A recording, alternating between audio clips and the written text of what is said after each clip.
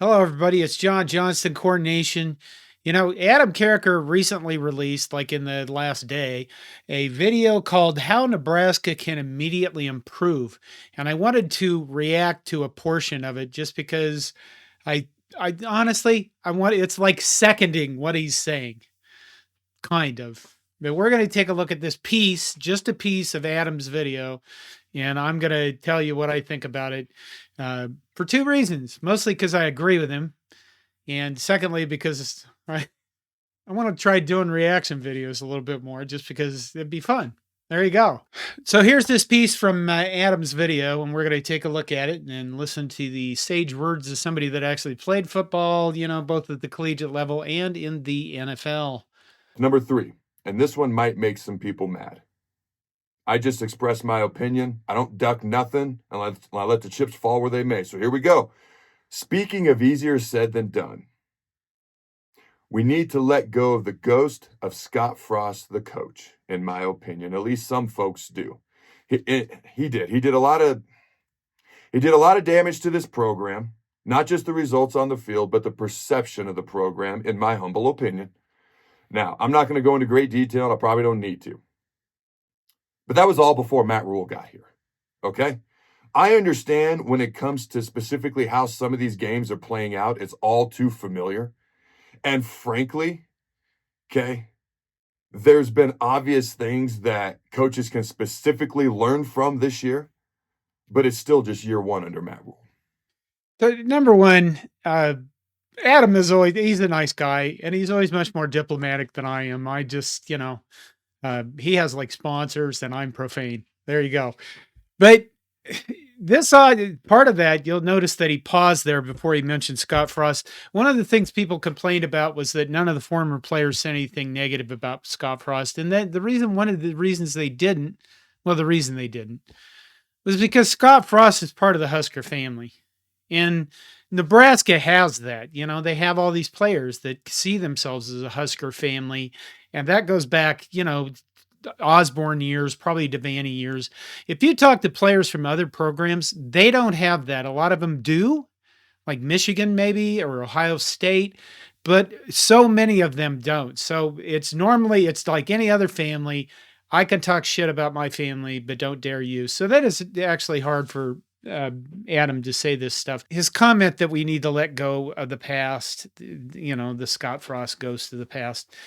Wow. I see so many comments that, this has been going on for 10 years and it's the same team. It's been for 10 years and it's, the same crap again this year and it's same. Well, Nebraska just went through two of the worst coaches in their history since 1890. Mike Riley finished with a 500 record and Scott Frost finished at 340. And I would argue he was the worst coach in Nebraska's football history. You could go to Bill Jennings for a lower percentage, but Bill Jennings at least did better in conference and had some signature wins. Frost didn't do those things at all. So last week, I did a survey because we have the resources at CornNation to do surveys of the Nebraska fan base, and you can go over there and sign up if you'd like. But I did a survey, and one of the survey questions I ask is Nebraska going in the right direction under Matt Rule? And 91% of Nebraska fans, I assume it's Nebraska fans, maybe not, said that yes, Nebraska is going in the right direction under Matt Rule. I find this completely, utterly shocking. And the reason is because when was the last time you saw 91% of people agree on anything? I am guessing if you took a poll about the earth being flat, it wouldn't be 91%. It'd probably be like 90 or 89%. The people that think the earth is round, and there'd be like 10% that think the earth is flat. So that 91% of people voted that yes, Nebraska is going in the right direction under Matt Rule is phenomenal. I'll admit to being somewhat of a shill for Matt Rule and his coaching staff this season because it is year one, and I think that they had such a huge deficit to make up. The program was left in a shambles by its predecessors, and I think they just have a lot of things to fix. When you look at Nebraska and you think, What were the problems with Nebraska when Matt Rule arrived? There were a long list of them. Normally with teams, you look at a team and they might have one or two problems. Well, the defense is bad, or maybe the quarterback is bad, or, they really need an offensive line. But when you looked at Nebraska, I mean, it was kind of crunchy all over the place. The foundation was not very good, and they had a lot of things to fix. And I think that they have done a pretty decent job in the first year of doing that stuff. The defense is certainly much better than it was in the past. And I guess it's year one again.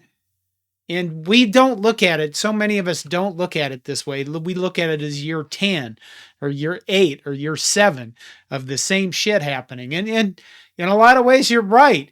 But if we got to let those things go, if we as fans, I don't think this, I hope it doesn't affect the team at all. But we as fans, if you want to be a Nebraska fans, just look at this as a brand new relationship and let all the crap that happened in the past go. And this will be much easier to handle. You can just forget about it. It's not that hard. Just stop carrying grudges. It's good. It's healthier. And it is frustrating. I know we're losing games, we're what? 1-29 in one score games.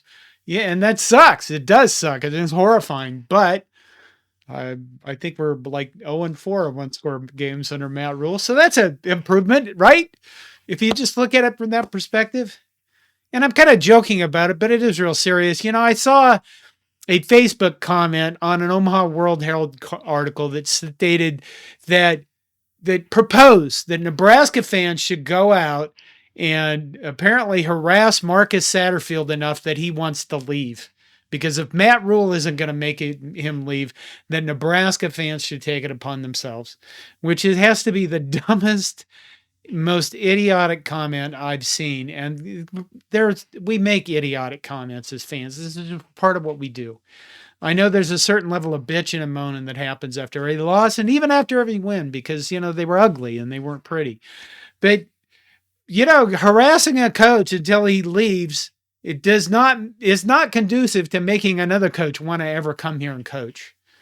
So I guess part of this video, this reaction video is looking at that comment and go, God, I hope that people aren't really thinking about that or they're not serious, because if you are, you're not a fan. That's like flat out harassment and it's dumb. And I realize that that's hopefully a very extremist outlier with that idea. But I do want to reiterate Adam's comment that this is year one and it hasn't been as successful as we thought it was, even though we pretty much knew Rule's history stated that this year would be an absolute disaster because that's how his coaching tenure has gone in the past when he's rebuilt teams. I'm John Johnston, CornNation. I'd like to hear your thoughts on the matter. And as always, I thank you for your support. I hope you subscribe to the channel and like this video and that kind of stuff. Go pick up a CornNation t-shirt to show your support. Thank you very much. Give me your thoughts and go Big Red.